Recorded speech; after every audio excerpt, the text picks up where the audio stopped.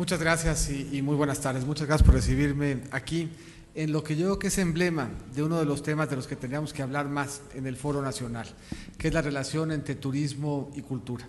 Uno de los elementos en donde el país tendría que trabajar más es en convertir su patrimonio cultural, que es, por cierto, el tercer catálogo patrimonial más importante del mundo, en un espacio mucho más relevante para la promoción turística. En el mundo, la cultura genera por sí mismo entre 4 y 5 puntos del PIB. En México genera 3.3. Teniendo un catálogo cultural tan profundo y tan variado, debiera ser una fuente mucho más amplia de turismo y de empleo. Y el hecho de que este foro se celebre aquí, en el Castillo de Chapultepec, pone de relieve la buena sinergia entre turismo y cultura y la importancia de que hablemos de ambas. Me da mucho gusto además estar en este foro. Según me dicen, la historia del foro empezó siendo un espacio para capacitar en la forma de hablar y de discutir del tema en los medios, hablar y discutir del tema en la fuente que trataba los temas de turismo y encontrar la manera de que por la vía de hablar con los medios y que los medios hablaran del turismo, se le diera una cobertura que le diera al turismo la centralidad que tiene. El hecho de que hoy este foro haya evolucionado para tratar de educar a los candidatos, me parece que es una muy buena evolución.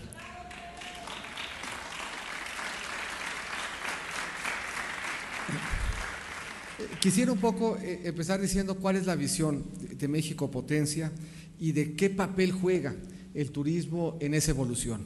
Sin que vaya yo a tomarme mucho tiempo, ese es el mundo en 1910. El mundo medido en dos dimensiones, ingreso y calidad de vida. La calidad de vida medida en función de la esperanza de vida al nacer. 1910 vivíamos en un mundo en donde la gente vivía poco tiempo y tenía muy poco ingreso. De hecho, la edad promedio, la esperanza de vida promedio era inferior a los 40 años. Si nos ponemos a reflexionar en eso, pues la verdad es que este foro estaría bastante solitario si solamente estuvieran los que tienen menos de 40 años. Y el nivel de ingreso medido en dólares de 2015 era equivalente a más o menos $2,000. Esto es, en 1910 el mundo tenía que tener poca calidad de vida y tendría a tener poco ingreso. Y podemos ver cómo ha venido evolucionando, pero sobre todo entender por qué. Y ahí nos vamos a dar cuenta de la centralidad del turismo. Ahí se vio la Primera Guerra Mundial, la crisis del 29, la Segunda Guerra Mundial. Ahí se ve México más o menos a media tabla. Se ve la India y China con profundo rezago, aun cuando empiezan a evolucionar. Nos toca el desarrollo estabilizador, la crisis de 82, la crisis de 94, la recesión en el 2000, la crisis global del 2008 y el mundo hoy. Llama la atención dos cosas. La primera, que seamos capaces de explicar la historia del mundo en exactamente 30 segundos. Ya como quieres es un mérito importante. La segunda, es respecto a 1910 el mundo cambió mucho y al mismo tiempo no cambió. ¿Qué quiere decir? Hay una serie de países que viven como se vivía en 1910. Hay una serie de países que siguen teniendo poca esperanza de vida y que siguen teniendo muy bajo ingreso. Pero hay una serie de países que tienen una gran calidad de vida, medida por la esperanza de vida y un nivel de ingreso elevado. Y por lo tanto es interesante ver qué fue lo que hicieron esos países bien, qué podemos aprender del mundo y qué podemos en consecuencia proponerle hoy a México pensando hacia adelante. ¿Qué vemos que hace la diferencia entre los países que están en el bloque 1, los que vivían como se vivía en 1910, y los que están en el bloque 4? Los países que hoy son potencia en términos de su capacidad de generar ingreso y su capacidad de generar calidad de vida. Los países en el bloque 1 tienen un índice de Estado de Derecho bajo, los del bloque 4 alto, México está en el 3. Tienen un índice de inseguridad alto, los que están en el bloque 1, y un gran nivel de seguridad, los que están en el bloque 4. Los países más desarrollados le apuestan a la educación. Los países más desarrollados le apuestan a la salud.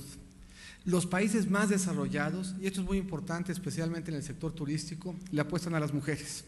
Mientras más alta es la participación de las mujeres, mayor es el desarrollo de los países. Y este es un sector que sabe de eso, porque es un sector en donde las mujeres juegan un papel muy importante. Debieran de jugarlo más. En México será mejor si el siguiente foro que hagamos, la mitad de la concurrencia son mujeres. Eso quería decir.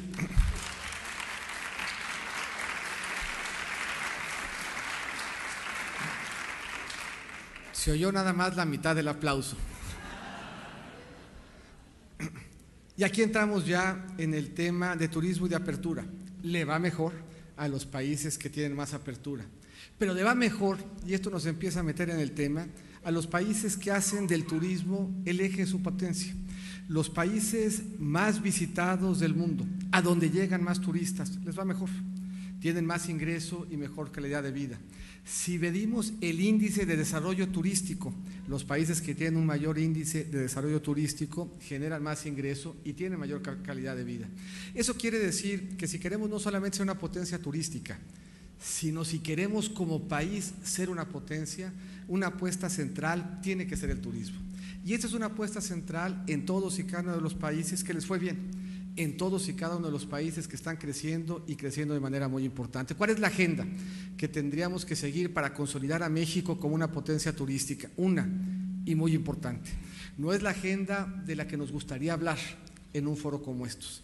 Es una agenda que por muchos años nunca tuvimos que tocar en un foro como estos, pero es una agenda que hoy está al centro de lo que México tiene que hacer para convertirse y preservar su calidad de potencia turística.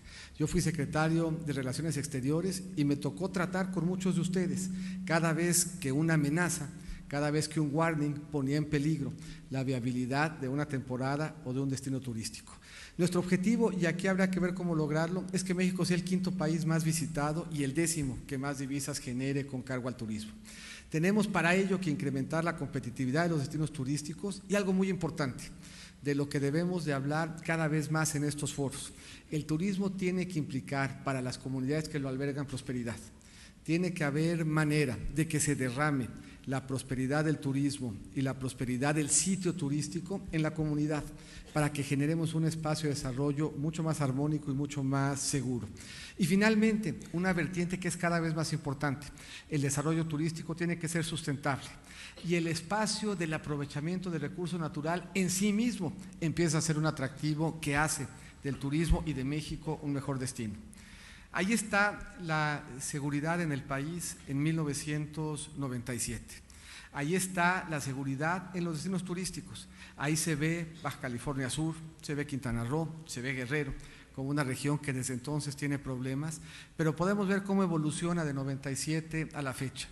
Y podemos ver en términos generales que por mucho tiempo los principales destinos turísticos de México eran al mismo tiempo espacios seguros, espacios en donde esta no era una preocupación. Sin embargo, el día de hoy, por lo que se aprecia, es que nuestros destinos turísticos hoy están bajo la amenaza de la inseguridad. En los últimos años vemos hoy 500 homicidios más en Los Cabos, en la Ciudad de México, en Acapulco, en Puerto Vallarta y Cancún, de los que veíamos hace apenas una década. Y estos son nuestros principales destinos turísticos. Estos son los lugares que explican el 62% de lo que es visitado en México por el turismo internacional. Y este es un reto importante. Es un reto que tenemos que corregir y que tenemos que enfrentar. Y lo tenemos que corregir y enfrentar de la siguiente manera. Es muy importante que nosotros logremos trabajar en una buena política de armas. En México la delincuencia organizada tiene acceso a más o menos la misma cantidad de armas que el ejército canadiense en el estimado superior y a 3 veces el ejército guatemalteco en el inferior. Tenemos que evitar que lleguen a manos de la delincuencia organizada el dinero. Tenemos que tener más presencia disuasiva, más policía mejor preparada y más equipada, y en los destinos turísticos además una policía que tenga vocación de servicio y de cercanía al turismo, que implica una capacitación y el desarrollo de activos diferentes a los que implicaría una policía en otras regiones del país. Algo que es muy importante y central y que se habla poco en materia de seguridad, que es el combate a la impunidad. Si nosotros prevenimos y si nosotros disuadimos, nos va a ir mejor. Pero si al final del día seguimos viviendo en un país en donde de cada 100 denuncias solamente 3 se resuelven con una sentencia, no vamos a corregir de fondo el problema delincuencial. Si queremos resolver la seguridad, tenemos que empezar por la impunidad.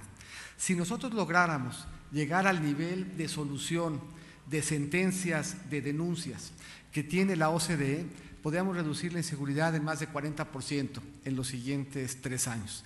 De eso es la importancia de empezar por este pilar, el pilar de la impunidad, al tiempo de reforzar la presencia y la disuasión. Eso implica un código penal único, Implica, con el Código Penal único, que tengamos una agencia de investigación especializada, e implica también la posibilidad de incrementar dramáticamente las capacidades de investigación del Estado. Hoy, Quintana Roo y Baja California Sur definen los delitos de manera diferente. Yucatán, Quintana Roo y Campeche definen los delitos de manera diferente. Eso quiere decir que las policías y los ministerios públicos de uno y otro estado, aun si tuvieran práctica de diálogo, no tendrían un lenguaje común. Cada una de las entidades federativas define los delitos como quiera, y eso limita nuestra capacidad de generar un mejor control y de lograr menores niveles de impunidad. Si queremos cambiar de tajo la estrategia y la situación de seguridad, tenemos que empezar a verla de forma distinta y tenemos que abandonar la idea de que el delito depende de dónde se comete, para empezar a movernos como está el resto del mundo y combatir los delitos en función de la forma como se comete. Y eso nos daría una escala diferente para enfrentar este problema. Todo esto es cierto en todo el país, pero es especialmente cierto en lo que es el mejor embajador del país, que es el turismo. Por lo que para aterrizar estos elementos en una estrategia puntual en el turismo, tenemos que tener la firma de convenios con los principales destinos turísticos, alinear el trabajo de los 3 niveles de gobierno y del sector privado, tener mesas de atención de seguridad para tener un pulso preciso de qué es exactamente lo que estamos enfrentando en cada una de las regiones turísticas, y tener y movilizar centros de atención al turismo para que se sientan, estén y puedan decir que la experiencia de viajar a México es una experiencia segura. Sin duda, el turismo es nuestro mejor embajador. Nuestras zonas turísticas están entre las más visitadas de Latinoamérica y uno de los elementos que tenemos que preservar es que se siga hablando bien de México en ese tenor. Podemos convertir a México en uno de los países que se convierta en el 5º país más visitado y que consolide esta práctica que ya hemos visto de su capacidad generadora de divisas. ¿Cómo estamos hoy? Ya hoy México, el año pasado por primera vez, 6º país más visitado. El 70% de quienes nos visitan vienen de Estados Unidos y Canadá. La tercera parte llega por el aeropuerto de la Ciudad de México. Eso pone de relieve algo que vamos a insistir y que seguramente insistieron todos, pero hay que seguir insistiendo. El aeropuerto de la Ciudad de México no es un tema del Valle Metropolitano, es un tema neurálgico y central de la competitividad y de la conectividad del sector turístico mexicano. Los turistas nos visitan en aviones importantes, nos visitan en 478 y en 380. Si nos visitaran en jets y en aeroplanos, el aeropuerto de Santa Lucía podría resolvernos el problema, pero ya nadie nos visita en jets y en aeroplanos y por eso necesitamos un buen aeropuerto internacional en la Ciudad de México. México empieza a distinguirse como un destino de turismo médico y como el turismo médico hay otros nichos importantes. Nos hemos dado cuenta que eliminar las barreras al turismo, empezando por las visas, funciona. Las visas que se eliminaron en Colombia, Perú y Chile hoy implican que esos 3 países estén entre los 10 principales originadores de turismo a México con un crecimiento muy importante.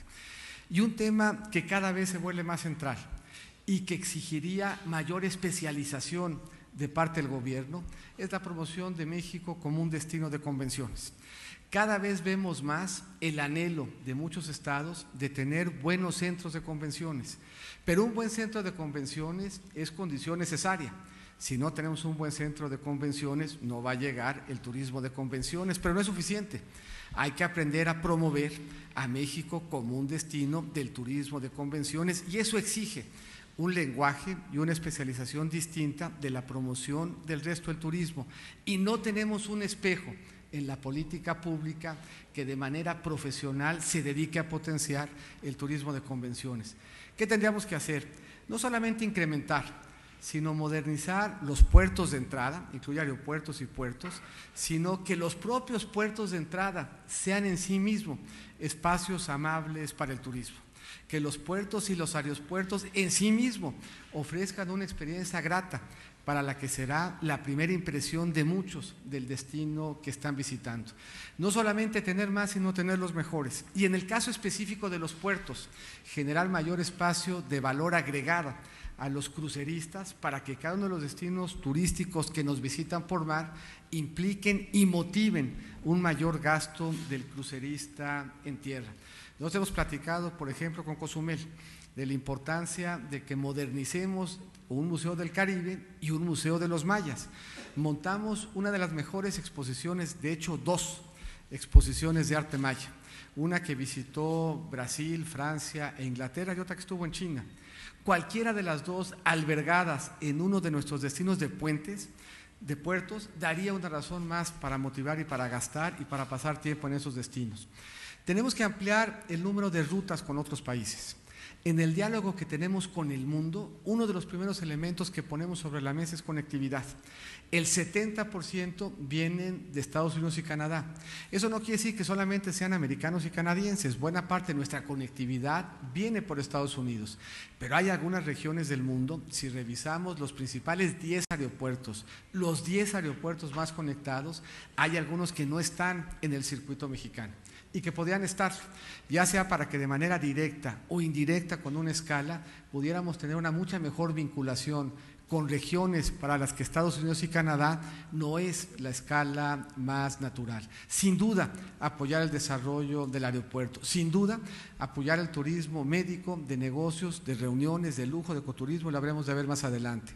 Seguir revisando nuestra política de visado para ver si esa, que es una traba importante de visita a México, podemos ir eliminando de algunos otros países sin poner en riesgo nuestra seguridad. Y la participación absolutamente crucial de los empresarios para promover el turismo, para tomar más control de la promoción del turismo que se hace a través de nuestros diferentes vehículos y para que acompañen el diálogo que México tiene en el mundo, para que sea una parte integral de cada uno de los espacios de diálogo que tenemos con los diferentes países. Cuando nos sentamos con cualquier país del mundo, hablamos de educación, hablamos de ciencia y tecnología, hablamos de comercio, hablamos de inversiones. El siguiente punto en la agenda tendría que ser que con cualquier país del mundo que nos sentáramos, tendríamos que hablar de turismo y de cómo podemos facilitarlo entre nuestros diferentes países, y encontraremos que hay muchos en donde el potencial se ha aprovechado poco. Tenemos que hacer otra cosa. Tenemos que incrementar la competitividad de los destinos de México. El 62% del turismo se explica básicamente por 4 destinos: Los Cabos, Cancún y la Riviera Maya, la Ciudad de México y Puerto Vallarta. El dato de Puerto Vallarta es absolutamente sorprendente. En el caso de Puerto Vallarta, el 7% de todos los canadienses visitan Puerto Vallarta una vez al año. El éxito de la promoción de Puerto Vallarta en ese mercado es muy notable, pero también es cierto que si nosotros revisamos nuestra geografía, está llena de potencial para desarrollar rutas alternas a las 5 que hemos desarrollado, y podemos hacer para desarrollar, desde aprender lo que hicimos en los 5 destinos en donde somos frontera y potencia, pero también ver qué es lo que está haciendo otras partes del mundo, en rutas, en caminadas, en recorridos. O si la gente es capaz de viajar para hacer el Camino del Inca, pues la verdad es que nosotros, como el Camino del Inca, podríamos escoger 20 que tendrían mucha mayor capacidad de generar turismo. Yo fui canciller y la verdad es que cada vez que regresaba uno de visitar el mundo, el potencial turístico de México no tiene límite en el terreno que fuera. La verdad, me tocó visitar más de 70 países. Después de visitar 70 países, me regañaban en la casa porque cada vez que me preguntaban dónde quería ir de vacaciones, pues después de haber visto al mundo, yo quería seguir y solo vacacionar en México. La verdad es que no podemos, no hay quien nos compita en términos de nuestro potencial, hay que desarrollarlo. Eso implica presupuesto. Mucho más presupuesto que el que hoy le metemos a los destinos turísticos y pueblos mágicos. Eso implica tecnología que haga que la entrada, la salida y la estancia sean mucho más sencillas para los viajeros. Eso implica modernizar a Fonatur, y aquí están presentes quienes lo encabezaron y quienes lo dirigieron. El potencial de Fonatur es enorme. la experiencia depositada en Fonatur. De una vez, John. El aplauso para John, pues, así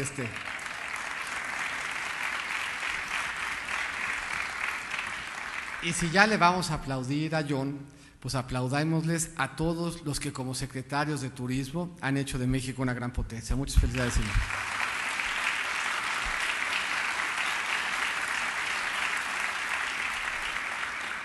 Y ya no más falta ahora que los funcionarios públicos que acaban de ser reconocidos le demos un fuerte aplauso a los empresarios que son los que de veras hacen que México sea potencia.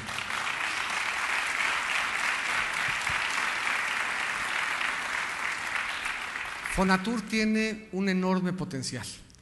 Fonatur empezó siendo un banco de tierras.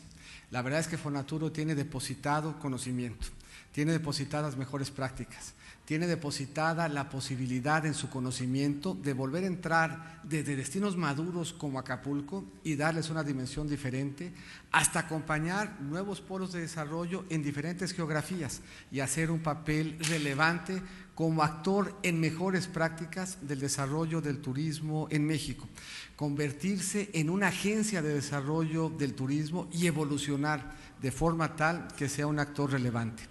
Cuando hablamos de zonas económicas especiales, hablamos de ventanillas únicas, hay que tenerlas para el turismo. Hablamos de planeación de infraestructura, hay que hacerlo para el turismo. Hablamos de seguridad, hay que hacerlo para el turismo. Hablamos de polígonos en donde no haya conflictividad en la tenencia de la tierra. La diferencia entre un destino turístico exitoso y uno que no lo es, radica en estos elementos. Si nosotros le damos a nuestro potencial turístico ventanillas únicas, seguridad, libre conflictividad en la tierra, financiamiento público y privado y desarrollo y aliento presupuestal, podemos diversificar y ampliar nuestra capacidad turística de manera muy importante. Y se hicieron algunos programas exitosos. Y yo soy de la tesis de que algo que le hace mucho daño a México es pensar que todo lo que se hizo antes estuvo mal y que solamente uno puede hacer las cosas bien hacia adelante. Bueno, esa segunda parte es cierta, solamente yo mero podía hacer las cosas bien hacia adelante. Pero hacia atrás hay que reconocer que se hicieron programas exitosos y hay que darles continuidad. Los programas desde Viajar por México hasta Conéctate al Turismo, los programas de mejora hoteles y restaurantes, todos esos programas dieron aliento, funcionaron y debíamos darle escala y consolidarlos. Tenemos que mejorar la calidad en servicios turísticos. Hablamos mucho de educación, hablamos de cómo repensarla. Y una de las formas de repensar la educación es darnos cuenta que en el turismo está parte de nuestro futuro y habría que desarrollar en consecuencia capacidades específicamente pensadas para atender los retos del sector turístico. Naturalmente, impulsar infraestructura estratégica. Hemos hablado mucho del aeropuerto, pero no es la única. Nos sigue haciendo falta una segunda pista en Guadalajara, nos sigue haciendo falta ampliar otros aeropuertos y nos sigue haciendo falta mejorar nuestra infraestructura portuaria. Hay infraestructura que es estratégica para el turismo y así como defendemos al aeropuerto, debíamos defender y darle centralidad al resto de la infraestructura. Esta cruzada para la capacitación turística es fundamental y tiene que ser una cruzada que va desde los policías hasta los proveedores de servicio, que va desde los meseros hasta los recamareros. La capacitación para el turismo distingue al país que lo hace bien y México lo hace bien y lo podría hacer mejor. Y tenemos que terminar de consolidar al turismo con su plataforma digital. No debiera de haber en las zonas turísticas ni una sola pyme que no estuviera bien conectada, ni un solo punto en México que no tuviera desde el punto de vista turístico acceso con el mundo por la vía digital. Y un punto muy importante, el turismo genera riqueza, el turismo genera inversión, el turismo genera divisas, pero el turismo tiene que generar bienestar en las regiones en donde se desarrolla el turismo. Eso implica infraestructura, eso implica capacitación educativa, eso implica apoyo a pymes para que tengamos una mejor articulación, pero eso implica algo bien importante. Y yo aprovecho además para agradecer. Cuando fui secretario de Desarrollo Social, algo de lo que nos planteamos como objetivo es que nuestros destinos turísticos debieran ser destinos turísticos libres de pobreza.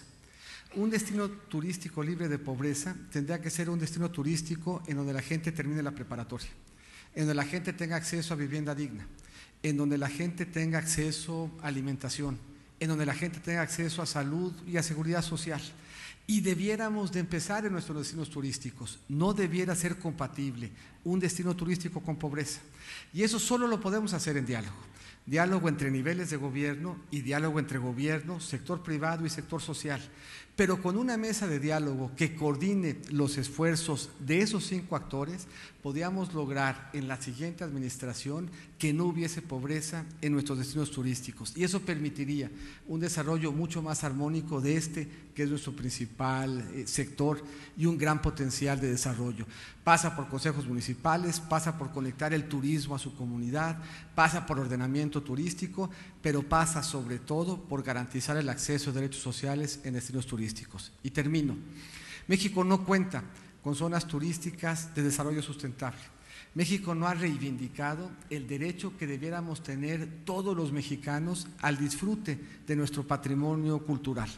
A diferencia de otras partes del mundo en donde cada parque nacional y cada área natural protegida son un espacio de disfrute y de derecho, en México nos hemos quedado cortos en términos de desarrollar una política pública que reivindique nuestro derecho a la propiedad y al disfrute de nuestro patrimonio turístico, de nuestro patrimonio ecológico, de nuestra biodiversidad. Es prácticamente imposible visitar un área natural protegida, es prácticamente imposible visitar un parque nacional. Y en todo el mundo, ese es el principal activo turístico para el resto del mundo y para los nacionales.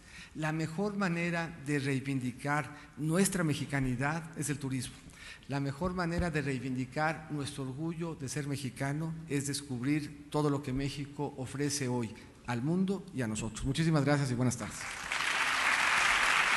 Muchas gracias, candidato Meade, muy amable por la presentación. Yo creo que todos estamos muy emocionados el día de hoy, porque me atrevo a decir que este foro nos ha permitido que hoy sea el Día del Turismo, ¿no? Nuestro problema es que luego el Día del Turismo es cada 6 años, porque yo siento 2 cosas que están flotando en el ambiente: una enorme carga histórica por estar donde estamos y este anhelo que reverdece cada 6 años de que el turismo sea una prioridad. Yo tengo muchas preguntas, seguramente llegarán algunas más del auditorio, y lo que trataría de hacer es, como hicieron quienes nos antecedieron en este esquema, pues es procurar propiciar un espacio de diálogo, y lo invitaría a eso, señor candidato. Y si le parece, abrimos boca con este tema de la prioridad y déjenme poner un segundo tema, pues hablando de su experiencia como hacendario. La verdad es que quienes estamos en esta industria, quienes hemos estado del lado de la administración pública, del turismo, nos sentimos, yo creo que con una emoción, con una sensación de desánimo, porque cuesta mucho trabajo comunicar a la autoridad hacendaria que este negocio es un negocio importante, ¿no? O sea, ¿qué parte del 8.7% del PIB no se atiende en Hacienda? ¿Por qué, si en este país lanzamos una iniciativa como la de las zonas de desarrollo económico especial, pues el turismo no cabe en ellas? ¿Por qué, si decimos que el turismo es una prioridad, lo dijimos cuando fue presidente el presidente Fox, se lo pidió la industria, pues la verdad es que fue bastante de medio pelo, ¿no? Se lo volvió a pedir la industria al presidente Calderón, el presidente Calderón dijo, sea el sexenio del turismo, acto número 2, vamos a desaparecer la Secretaría de Turismo, ¿no? Este gobierno dijo en su lanzamiento de política de turismo que el turismo sea una prioridad, y entre 2018 y 2015 el presupuesto del sector en términos reales es 50% menor. Entonces, si nos ayuda un poco a elaborar sobre esta parte, o sea, ¿por qué es importante cada 6 años? ¿Cuántas otras veces en su campaña ha estado presente el turismo con la intensidad que está hoy?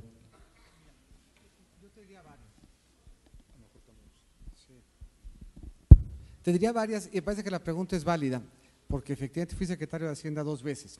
De no haberlo sido, pues te dirigiría yo a mi tocayo, que es el actual secretario de Hacienda, para que le hicieras el planteamiento. Pero soy un secretario de Hacienda consistente con lo que ha dicho. Por ejemplo, el Fondo Nacional de Desarrollo de Infraestructura hacía carreteras y obras hidráulicas. La única vez que el Fondo de Infraestructura apoyado, infraestructura cultural, fue cuando yo fui secretario. El Museo del Barroco se generó desde el Fondo Nacional de Infraestructura. Y creo que una de las grandes deficiencias que tiene México es que ha dejado de hacer infraestructura cultural. Si nosotros revisamos la infraestructura cultural que tenemos hoy, pues la verdad es que data de los 60s y los 70s. Este foro alterna entre el Castillo de Chapultepec y el Museo de Antropología. Bueno, el Castillo de Chapultepec predata a 1960 por mucho, pero el de Antropología es bastante más reciente. Y un poco la pregunta es, ¿qué grandes obras de infraestructura cultural hemos hecho pues, de los 80 en adelante? Y la verdad es que la respuesta es que prácticamente nula. ¿Cuál fue la primera gran inversión de infraestructura cultural? El Museo del Barroco. Ese se apoyó cuando yo fui secretario de Hacienda. Y sigo pensando lo mismo. Y lo sigo pensando más allá de porque como muchos experimento el turista como usuario, sino porque lo experimento y lo veo como una fuente de negocio y crecimiento.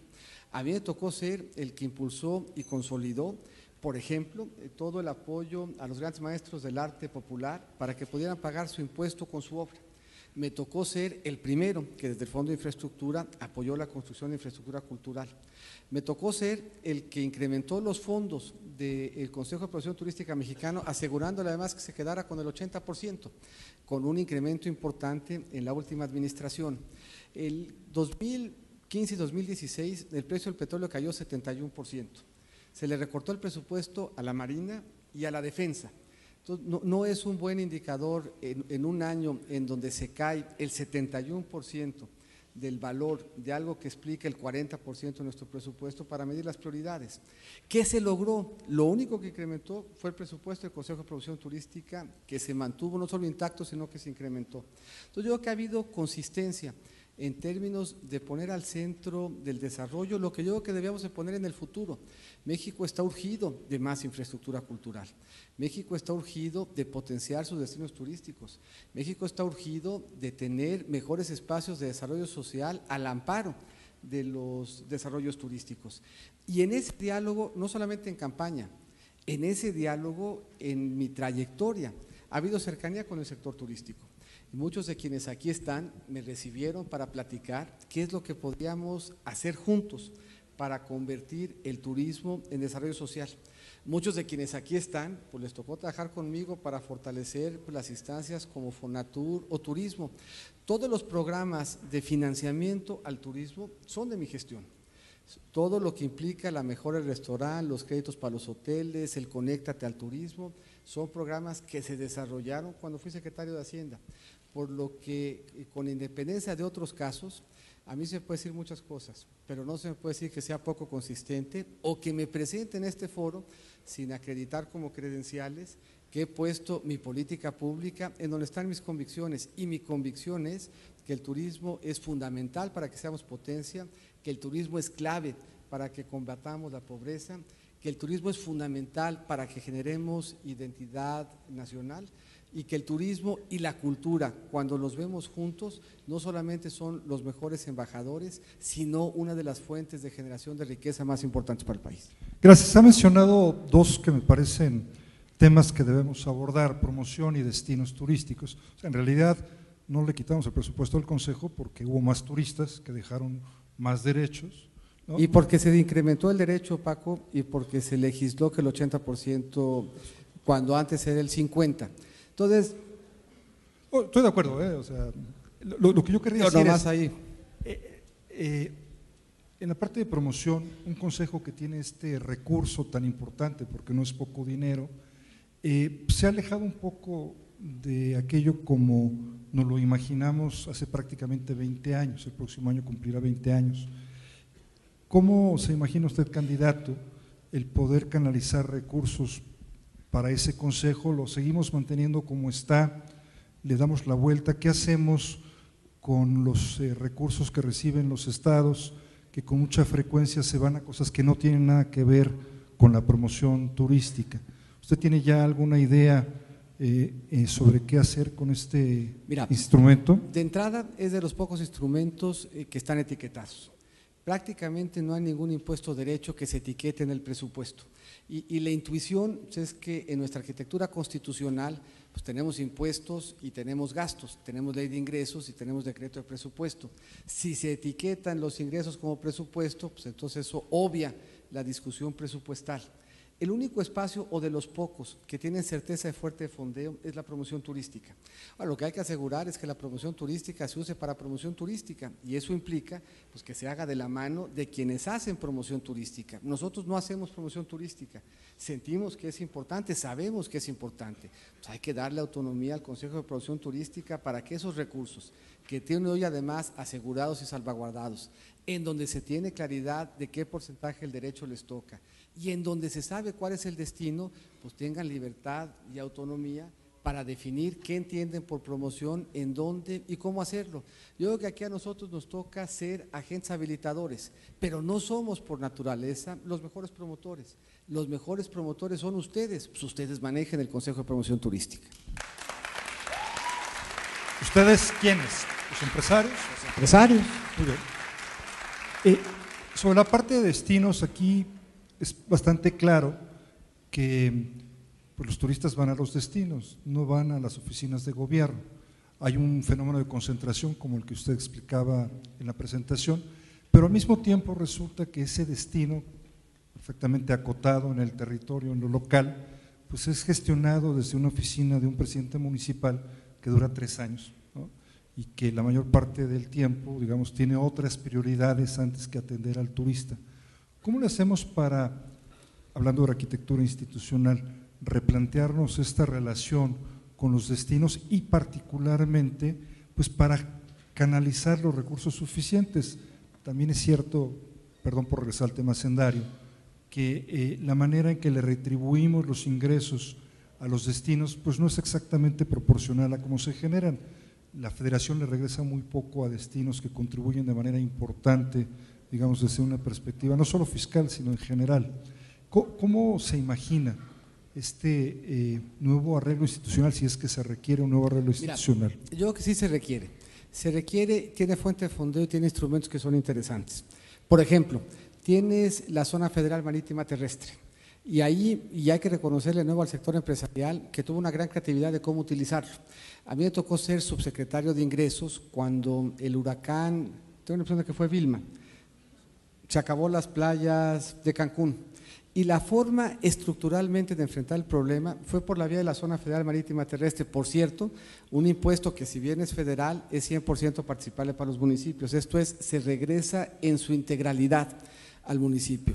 Bueno, se incrementó, yo he comentado, yo lo repito porque para mí es fuente de orgullo y de convicción, es la primera vez que yo voy a la Cámara de Diputados en donde un empresario va y pide que se incremente un impuesto. En esa ocasión fue Pepe Chapur el que fue y dijo, la mejor forma de resolver el problema de coordinación y darle fuente de financiamiento al rescate de las playas de Cancún es por la vía de incrementar la zona federal marítima terrestre. Esos recursos se fideicomitieron y ese fideicomiso le dio solución a un problema estructural y complejo que es el de las playas. Bueno, así como ese, el manejo del predial, que es un tema interesante que abordar y que reflexionar. El predial tiene 2 ventajas que lo hacen interesante, sobre todo en diálogo con la comunidad empresarial. El predial implica sí fuente de ingreso para los municipios, pero tiene una virtud adicional cuando se piensa en el predial en las zonas turísticas. Permite orientar el desarrollo y los predios hacia su mejor uso, hacia el uso que implique el mayor costo de oportunidad para el municipio. Ambos, la zona federal y el predial, en diálogo con los empresarios, tienen un enorme potencial, no solamente financiar, sino de inducir la planeación en el destino turístico particular. Un tercer elemento, a los municipios se les entregan fondos de aportación de infraestructura social. En el caso concreto de los municipios turísticos, el destino de esos fondos tendría que ser claramente para armonizar al desarrollo turístico con las condiciones de seguridad y las condiciones de inclusión que querríamos tener en los destinos turísticos. A nadie le gusta un destino turístico como Los Cabos, en donde si nos movemos a 5 kilómetros la comunidad no tiene agua. Bueno, para eso son los fondos de aportación para infraestructura social. Los fondos existen, los mecanismos de coordinación existen con un elemento adicional. No hay un solo proyecto de desarrollo sustentable hoy en México que no encuentre fuente de fondeo. Lo que muchas veces nos sucede, y es algo que tenemos que armonizar al municipio, al Estado, a la Federación y a los empresarios, es que nos quedamos cortos en los proyectos. Pero si nosotros construimos un banco de proyectos de infraestructura turística, el financiamiento de los proyectos no tiene problema. En México podemos financiarlos en lo presupuestal, podemos financiarlos como APPs, podemos financiarlos por la vía de SECADE, de fibras, de cibras, y podría seguir con el abecedario para incluir la banca de desarrollo, la banca comercial y las dos bolsas de valores. El reto que tenemos que enfrentar como comunidad empresarial y como gobierno es construir un banco de proyectos de infraestructura turística. Y si tenemos ese banco de proyectos de infraestructura turística, el financiamiento por cualquiera de sus vías no va a ser lo que limite el crecimiento. Lo que hoy limita el crecimiento de la infraestructura turística es la falta de proyectos turísticos, y lo que tendríamos que tener es un banco de proyectos de infraestructura que pudiéramos financiar a través de cualquiera de estas vías, incluida la presupuestal. Por eso yo decía, si nosotros visualizamos al desarrollo turístico con los mismos instrumentos de la zona económica especial y le damos a la planeación de la infraestructura tiempo y horizonte, porque la zona económica especial, el estímulo es importante, pero no es lo más relevante. Lo más relevante de la zona económica especial es la planeación. Lo más relevante es el recurso presupuestal para la infraestructura, es que se derramen los proyectos de financiamiento público y privado, es que tengamos seguridad y que no tengamos conflictividad en la tenencia de la tierra. La diferencia en el desarrollo de los destinos del Pacífico hacia el sur del país y hacia el norte tienen que ver con conflictividad en la propiedad de la tierra. Eso implica un trabajo coordinado que rebasa la visión hacendaria. O sea, si nosotros queremos enmarcar la política de desarrollo turístico como un tema fundamentalmente fiscal o de fondeo del Consejo de Promoción Turística, nos estamos quedando cortos en la visión. El debate de la política de desarrollo turístico tiene que ser mucho más amplia. Implica infraestructura, implica recursos presupuestales, implica tenencia de la tierra, implica seguridad, implica un banco de proyectos de infraestructura. Esto es, la visión del desarrollo turístico va mucho más allá de cómo fondeamos al Consejo de Promoción Turística y va mucho más allá de cómo tratamos en lo fiscal la zona federal marítima terrestre. Tiene que ver con una visión mucho más amplia. A ver, aquí estamos hablando, y tú lo decías bien, del 8% del PIB. ¿Cuál es el presupuesto, recuérdame, Lourdes, del Consejo de Promoción Turística? 5.500 millones. 5.500 millones no pinten el PIB. 5.500 millones ayuda muchísimo a la promoción, pero un sector que explica casi el 10% del PIB, y si le sumamos cultura que explica el 13.3% del PIB, pues tendría que implicar un esfuerzo y una visión que va mucho más allá del gobierno corporativo del Consejo de Promoción Turística, tan importante como lo es, y tendría que reflejar todos estos elementos que aquí apuntamos. Al hilo de lo…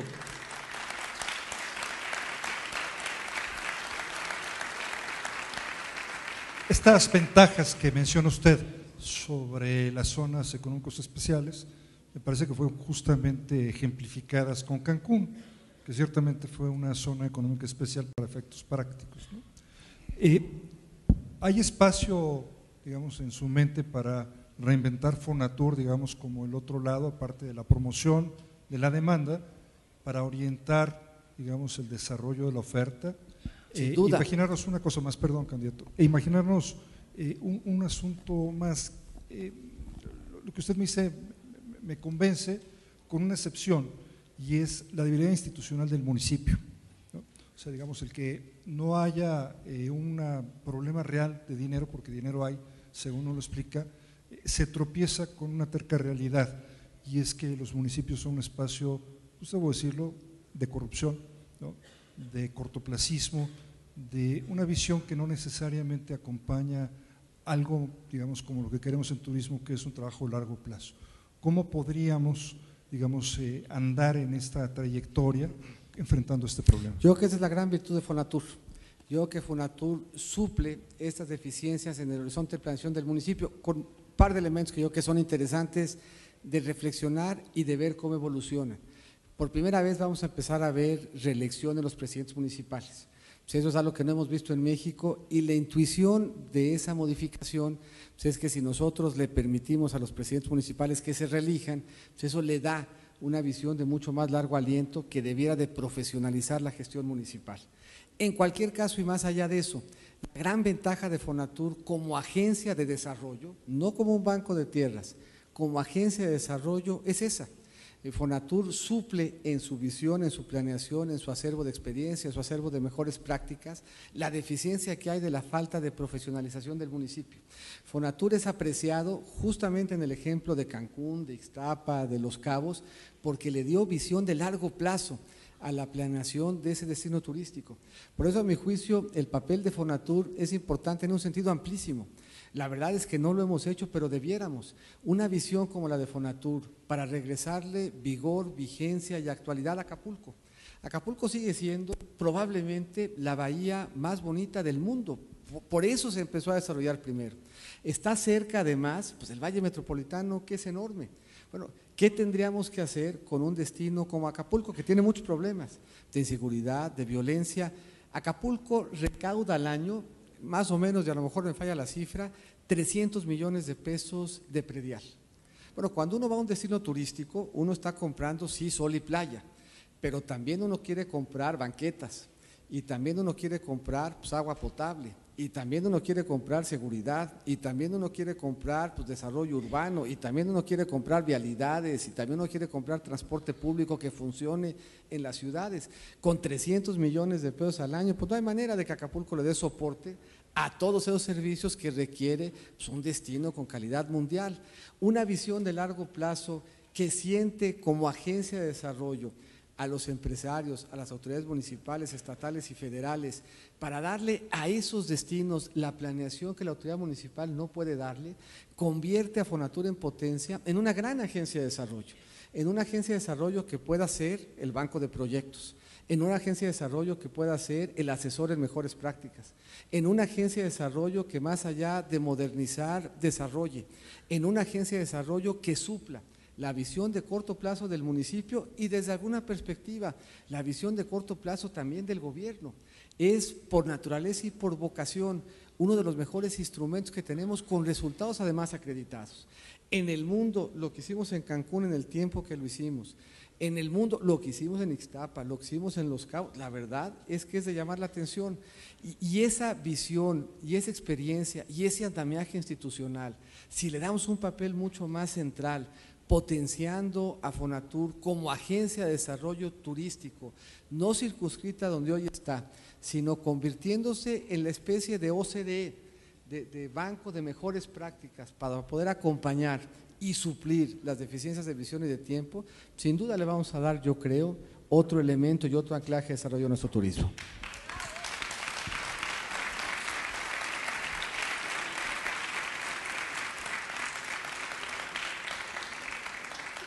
Me queda claro que si con su experiencia hacendaria no lo conmovemos, digamos, del lado de los dineros, está bien. ¿Qué pasa? Nomás recordarle que fui secretario de Desarrollo Social, que fui secretario de Energía y que fui canciller. Y entonces me puedes hablar también de promoción turística, de energía renovable y de lo que podemos dar para darle sustentabilidad social a nuestros destinos turísticos. Pero la experiencia hacendaria pues, sí es picuda y sí da para hablar. Justamente Hacienda es bien transversal. Por eso podemos hablar con conocimiento de causa de estos temas y de otros muchos. Pero era justo el tema que yo quería introducir, candidato, el tema de la transversalidad. O sea, está claro, lo decía Silvia Hernández, recién nombrada secretaria en 1995, que el presidente Zedillo en aquel momento le dio la titularidad de un pedacito del turismo, porque el turismo está interrelacionado con muchas otras actividades que suponen planificación, que suponen decisiones presupuestales, etcétera. Justamente en aquel año se crea un primer gabinete turístico que después lo liquidamos, que después lo creamos, que después no le acabamos de encontrar. ¿Cómo orquestar el trabajo público y cómo, otra vez, recordando el tema de la prioridad, darle ese espacio pues, singular que requiere dentro de la administración pública el turismo? Mira, el tema de pobreza, y regreso a la gobernabilidad en el tema de turismo, el tema de pobreza también es transversal. Fíjese lo que implica pobreza. Pobreza implica vivienda, servicios en la vivienda, implica alimentación, implica educación, implica salud e implica seguridad social. Esos 6 temas que son fundamentales para enfrentar el reto de pobreza, díganme ustedes cuál de esos depende de Sedesol. Ninguno. Y sin embargo a Sedesol le toca ser la instancia rectora para conducir la estrategia que nos lleve a mejorar las condiciones de inclusión. Pues, ¿qué hicimos? Le dimos transversalidad al tema de pobreza. ¿Por qué se dio este diálogo con el sector turístico? Porque si yo quería combatir la pobreza desde Sedesol, necesitaba una mesa con turismo, para que con turismo hiciéramos un programa que acabara con la pobreza en los pueblos mágicos, para que con turismo hiciéramos un programa que acabara con la pobreza en nuestros destinos turísticos. Bueno, esa misma visión transversal que tiene la pobreza, tiene el turismo. Con la misma libertad que yo me sentía de sentarme con el secretario de Turismo para decirle, oye, ¿cómo podemos trabajar juntos para que en estos pueblos mágicos estos 6 elementos estén presentes? Pues el secretario de Turismo tenía que sentarse con el de Desarrollo Social, con el responsable de la seguridad, con el responsable de la salud, para decirle, para que este desarrollo turístico tenga éxito, necesitamos que los trabajadores tengan agua, necesitamos que los trabajadores en Baja California Sur tengan vivienda. No podemos tener trabajadores en vivienda sur en el lecho de un río. Tenemos que sentarnos con el Infonavit para ver cómo le hacemos para ofrecerle a esos trabajadores una mejor alternativa en materia de vivienda que resuelva de forma estructural el costo de la vivienda en un destino como Los Cabos, en donde no con facilidad pues se desarrolla vivienda para los trabajadores. Bueno, esa transversalidad tiene que dársela a casi todas las actividades de gobierno. Ya no estamos en la época en donde las secretarías funcionaban como estancos. Hoy estamos en una época en donde las secretarías todas son corresponsables de un ejercicio de gobierno. Donde más claro se ve es en el tema de desarrollo social, pero donde también era evidente era en el tema de turismo. Si nosotros queremos que el turismo sea exitoso, pues las ciudades que albergan el turismo tienen que ser ciudades libres de pobreza. Si queremos que el turismo sea exitoso, tenemos que tener seguridad. Si queremos que el turismo sea exitoso, tenemos que tener ordenamiento urbano. Eso quiere decir que el secretario de Turismo tiene que poder sentar a la mesa a SEDATU, tiene que poder sentar a la mesa a Gobernación, tiene que poder sentar a la mesa a Desarrollo Social, tiene que poder sentar a la mesa al IMSS y al Infonavit.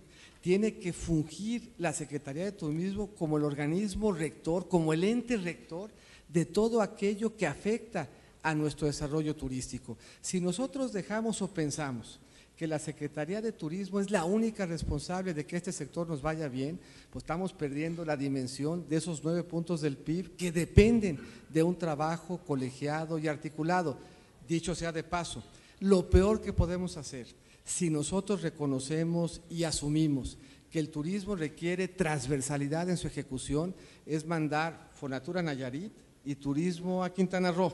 Si nosotros queremos que resolver los problemas de turismo, pues tenemos justamente al revés, que lograr una política pública mucho mejor coordinada y articulada.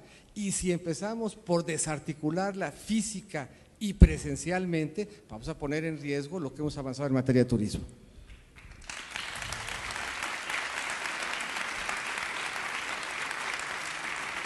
Parece claro el qué.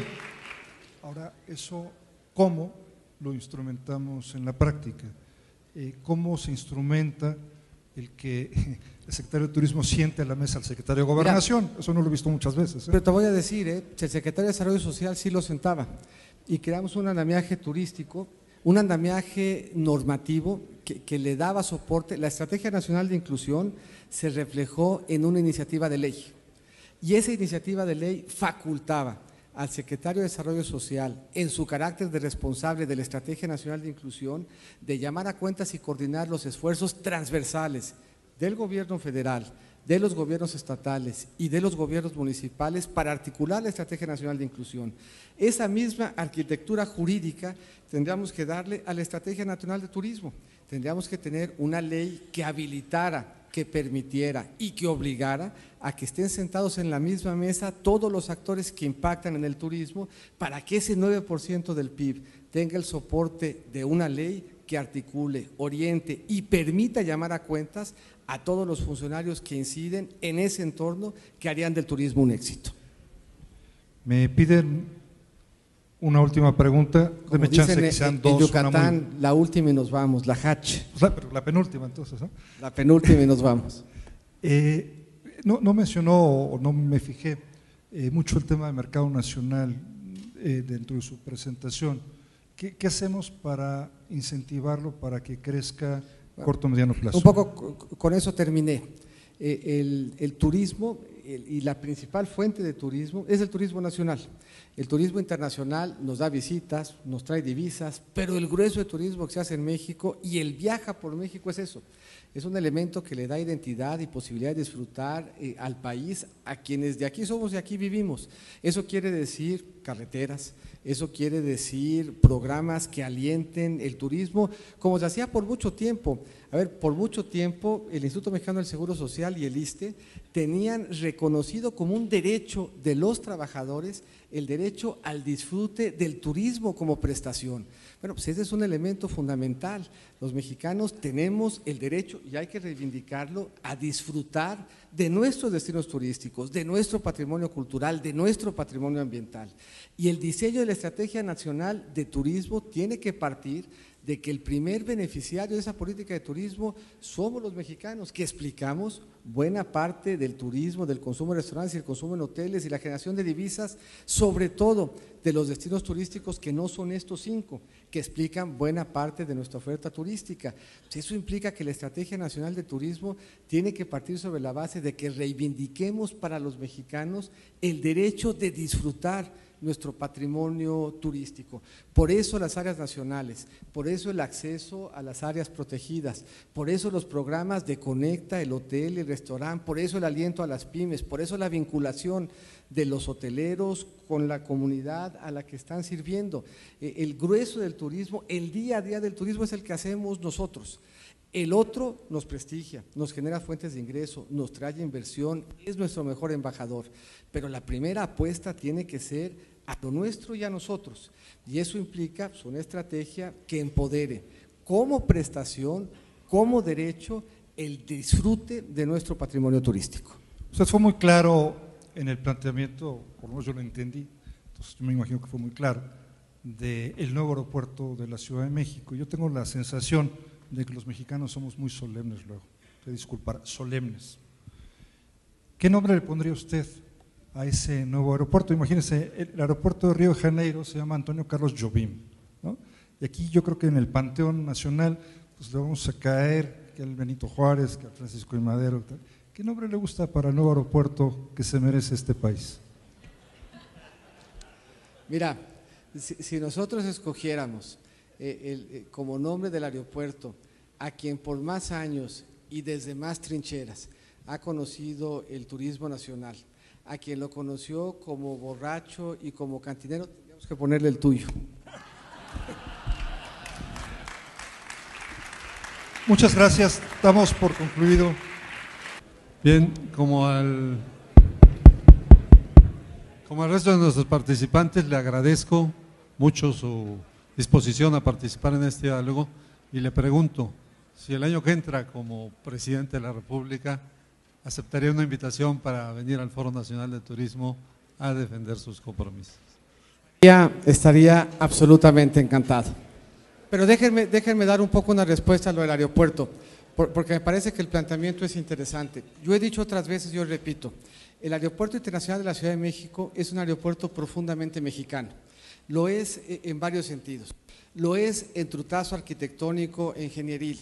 Llama la atención poderosamente, en el mundo hay 196 países, solo 2 tienen la X como una letra que lo integra, y ahí está la X de México en el aeropuerto. Tiene probablemente los mayores retos desde el punto de vista de suelos de cualquier otro lugar del mundo, y la única forma de haber resuelto esos problemas de suelo era con el tezontle volcánico. Entonces no solamente hay el talento de los ingenieros mexicanos para resolver un enorme reto, sino que hay la disponibilidad del único instrumento que podría haber resuelto el suelo, que era el del tezontle volcánico. No le pondría yo ni Popocatépetl ni Iztaccíhuatl, pero tenía que ser un nombre que rinda homenaje a todo lo que México importa para el mundo. Muchas gracias de nuevo y muy buenas tardes.